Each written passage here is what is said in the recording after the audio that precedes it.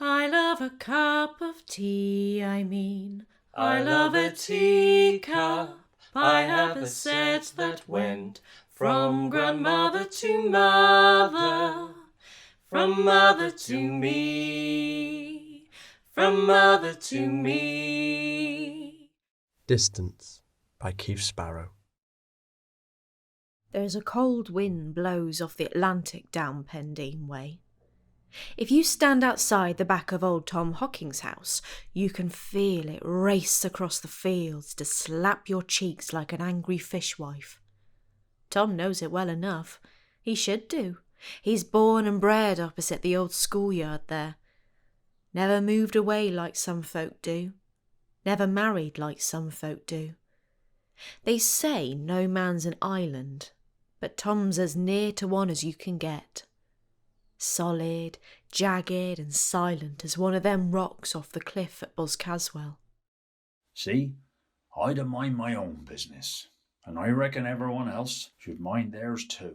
Other folk are just bothersome, that's all. Today in Pendine the air was biting and the wind was blowing hard. It whistled down Tom's chimney and rattled the window frames. It shook the back door as if the giant Cormoran himself wanted in. The old man shivered in his big armchair and pulled the blanket tighter around him. The wind felt stronger than even he could remember, like a dark and unfamiliar storm cloud had blown in from the sea and was raging at the little village in unrelenting fury. To comfort himself, he set his mind to thinking about a nice bit of hot buttered toast with raspberry jam. Oh, you can't beat a slice of hot toast and raspberry jam. Some folk don't like raspberry jam, well, they say the pips get stuck in your teeth. But to Tom there was nothing better. In his mind, he could just smell the bread slowly browning under the grill and feel his knife sinking into the soft yellow butter. He could taste the rich red raspberry on his tongue and the glorious warming sensation as it eased down into his belly. Well, of course, by now, Tom had an overwhelming craving for the real thing. He wrapped the blanket round his shoulders and shuffled to the kitchen. He got the bread from the bread bin and cut himself 2 thick slices, then placed them on the grill. He lit the grill, opened the fridge, got the butter out and reached for the jar of raspberry jam. Bugger it! He forgot. He'd eaten the last of his jam a few nights before. And when you get to wanting one thing, nothing else will do. And Tom's mind was set on raspberry jam. He turned off the grill. This meant a trip to the shop, something Tom enjoyed about as much as you or I might enjoy a trip to the dentist. It meant other people, and other people were just bothersome. He put on his big coat, wrapped his scarf around his neck and pulled on his woolly hat.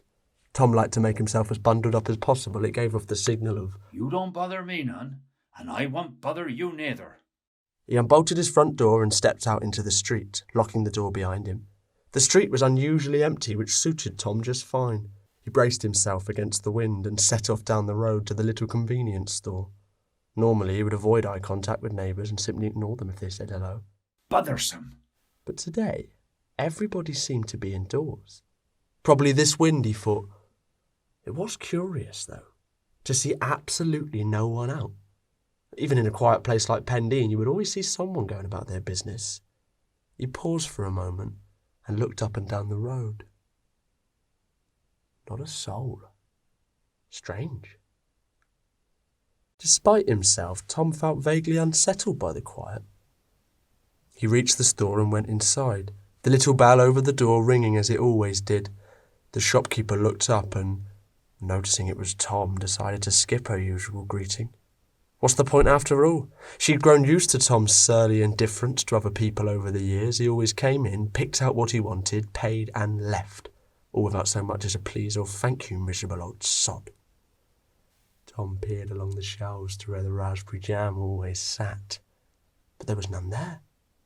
Not a single jar of raspberry or any other flavour jam, come to that. Maybe they moved it around. He looked around the shop and noticed for the first time that half the shelves were empty.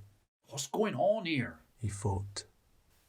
Tom was one of those people who liked everything to be in its place, and the gaps in the stock bothered him down to his belly. What's this boutin'?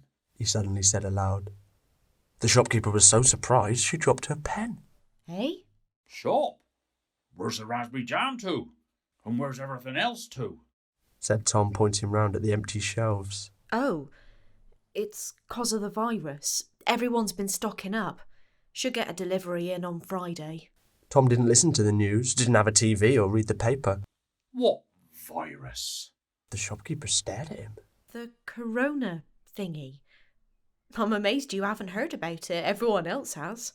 People are being told to practice social distancing, like staying 2 meters away from each other or something.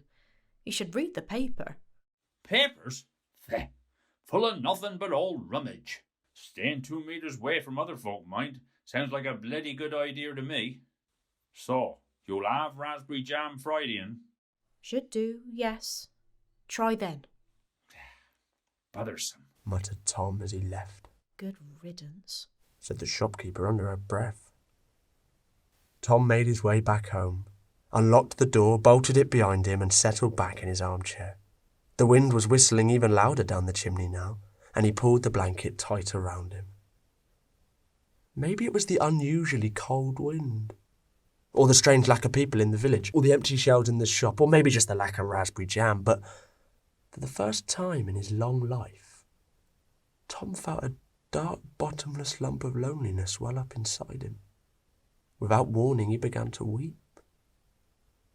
He cried softly for a good 30 minutes, all the bitterness, sadness, and frustration pouring out all at once, until he was suddenly jolted out of it by a loud knock on the door. He was mystified. Who on earth would be knocking on his door? Everyone knew to steer clear of his house. He quickly dried his eyes, went to the door and unbolted it. The shopkeeper was stood a good 2 meters away from his door, looking nervous. I had some at home. I thought... Well, I thought you might appreciate it. She was pointing towards his feet. Tom looked down and saw there was a jar with a label on it. It was a jar of homemade raspberry jam.